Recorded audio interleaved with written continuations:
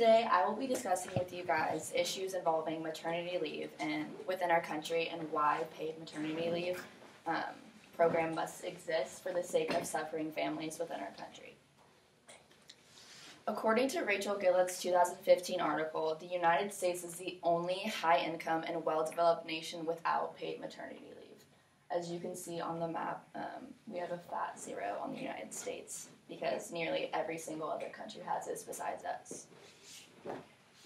So American women are entitled to 12 weeks of unpaid leave under the United States 1993 Family and Medical Act.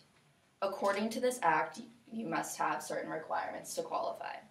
You have to work with a company of at least 50 or more employers for an entire year and have worked 1,250 hours of service within that year. Because of these requirements, this is why more than 40% of workers do not meet this requirement at all. But this isn't even a paid leave. This is unpaid, and it's just a right for you to be at home with your baby without worrying about losing your job or any of the benefits that come along with your job. So moms are expected to be back to normal after about 3 months after giving birth. And according to a 2015 business article, they suggested that since you're not receiving money profit while you're on leave, a lot of moms have to return about 2 weeks after giving birth, as short as that, because they can't afford any more time off. My family friend had her little boy in May and is already returning to work next week because she had no other choice. In 2004, California became the first state to implement the paid family leave, and then followed by New Jersey and Rhode Island. According to this act, the program has benefits that allowed moms to have time after giving birth to spend time with their child while still receiving their paycheck, so being paid. California laws allows up to 6 weeks at 55% of their weekly wage. And this money typically comes from the product of our small payroll taxes. According to the Employment Development Department, many businesses fought against this program. It's not that they didn't want paid maternal leave, it's just that they were scared of any economic issues and financial effects that it would have on it, because paying moms is obviously, you have to get money from somewhere, so they thought it would be way too expensive.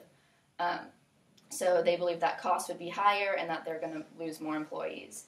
But recent studies have shown otherwise, and most businesses later reported that there was no negative effect after this program had been put into place. A survey from California employers by the Center for Economic Policy and Research found that 91% said offering paid family leave had either no effect or a positive effect on their profits and performance.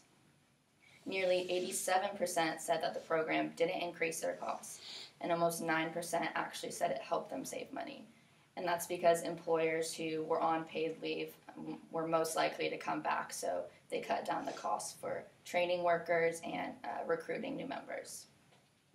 So this program was very successful, but according to the Bureau of Labor's 2013 survey, this is only about 12% of U.S. workers, which is a very small percentage. And as you can see on the map, only California, Rhode Island, and New Jersey, and all the purple are not in this program.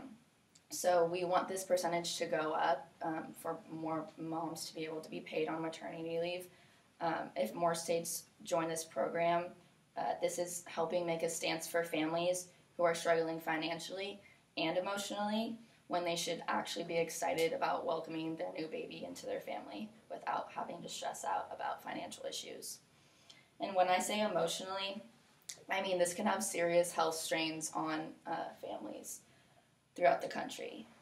Today, many mothers do not get enough time to recover after having a baby, better yet, even bond with their newborn. According to Rita Rubin's 2016 article, many mothers suffer from depression from being so overwhelmed and stressed out about not receiving income while taking care of their new baby. So having to balance their new baby along with financial issues is really a stress on them.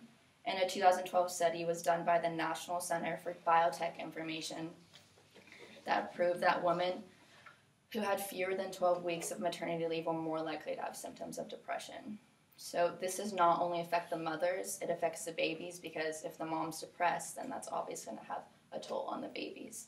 A 2005 study published in the Economic Journal found that children whose mothers return to work within 12 weeks after giving birth are less likely to receive medical checkups, even be breastfed by their mom, or even get all their immunizations in time because the moms are way too busy. Parents need to be able to bond with their child, or else their health will be endangered, the babies. So basically, the government is forcing new parents to choose between nurturing their newborn or staying financially stable, which has proven to have serious emotional effects on these families. In conclusion, this is just not okay. We cannot have families suffering like this. Other countries are far ahead of the game, and we are lagging behind. We need to make other states join in on these kinds of programs, and we need to grow as a country. When we grow up and have a family of our own, I know I don't want to face this issue. I want to be able to welcome my little baby in my family without worrying about any financial issues. People cannot be punished for wanting to be parents. They should be able to spend time with their baby without worrying about falling behind on their bills. I hope you guys are well aware of this issue and can help spread the word about why paid maternity leave is so important to our country.